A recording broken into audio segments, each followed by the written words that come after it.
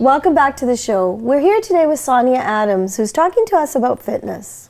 Welcome to the show, Sonia. Thanks, Judy. Sonia, tell me why you got into fitness and a little bit of your background.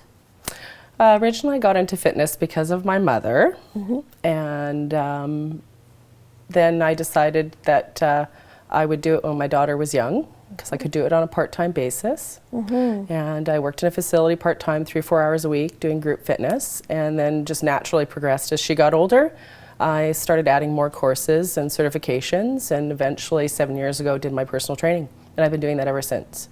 And then in 2005 I left the company I was working for. I wanted to try some other things, so I did the co-ed thing and working in rec centers and gyms, just getting kind of my feet wet because I was always in ladies only, and then started my own company in 2005. Sonia, what have you learned in all these years about fitness? It's forever changing. Okay. Forever changing.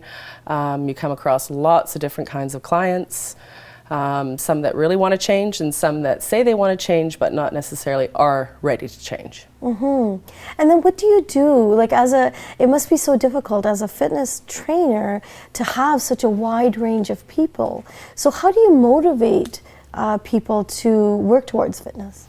Well, first and foremost, you need to, do a health assessment with your clients, a goal-setting assessment with your clients, just to kind of get an idea of where they're at. And then from there, making small little goals. So you have the big, large goal in the long run, and then the small little steps in between. Virtually most of the time, you're spending a lot of time with your clients. So sometimes I might train a client, 2-3 times a week. Some it might be 4 times a week. Some I only see once a week. But usually in the first few months, you want to be spending a lot of time with them because you need to know what makes them tick. Of course. Sonia, I find that when working with a trainer that you become much more intimate than just a trainer, right? It's really getting to the essence of the person. So what other roles do you take on other than the fitness trainer? Psychologist, therapist. Although we're not trained that way, it just becomes that. And I think I use my own life experience because I've had my issues with weight over the years. I was young and overweight, and was introduced to diets, and then you learn as you're growing up the fad diets and the pills and everything else. But when you get older, you get smarter, and so now I can tell clients that's just not the route to go. There's one way to do it, and that's diet and exercise. Sonia, why do you think people stop? Like when we know this, we know as people that you should be a part of a regular exercise routine. You need to take care of your health, and it should be a priority and a value. Why do people not do it? Well, mainly because I work with women. 9 times out of 10, it's family. Okay. Yeah, their family, their jobs, their children.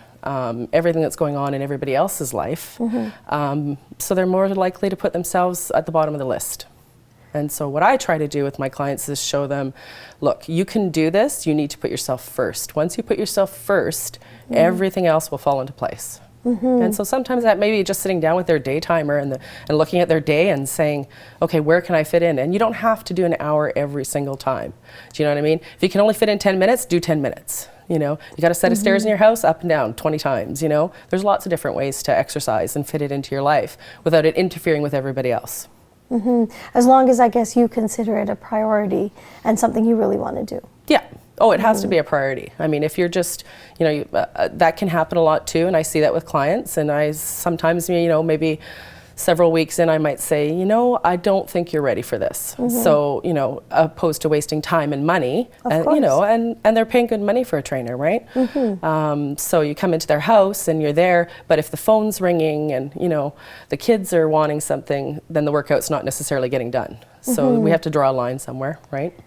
What I find wonderful about your program, personally, is that if I'm not attending a class, like if I have to call you to say, Sonia, I'm canceling this class, I've worked with you over a period of 2 years, and there's been times where I've fallen and other things take priority, I start traveling, etc., etc. I never feel any judgment from you about not coming to that class. And so therefore, I'm always dedicated to you. Regardless of whether it's 6 months, since the last class, I'll still pick up the phone to call you. So how do you deal with clients like me that just kind of disappear off the face of the earth for a few months? Allow them to do that, because life is dynamic and things come up. I never want a client to feel like if they leave for a while, sometimes when a client's been with me for a while, I might say to them, you know what, it's time for you to cross-train, it's time for you to do something else, I need you to go see somebody else or do something different. There's nothing wrong with that, and they always have the option of coming back. So it's not like, you sign up with a person trainer, you're there with them for life. Well, that's not realistic. So really what I try to do is allow my clients to know they can come and go as they need. No matter what their needs are, I'm there. Whether it might be just programming in the gym for them, they'll fit in when they can. A program for at home that they can do with what they have in their environment. So that's really the best I can do, is just make them feel comfortable. Sonia, how do you take into consideration people's health conditions? That's number one. First, that's the assessment, the health assessment, right? And so you make modifications. And it doesn't matter what it is, there's always a modification for an exercise, right?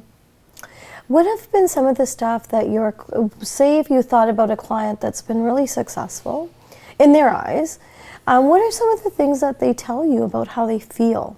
Fantastic. I get text messages, oh, I'm down another 10 pounds.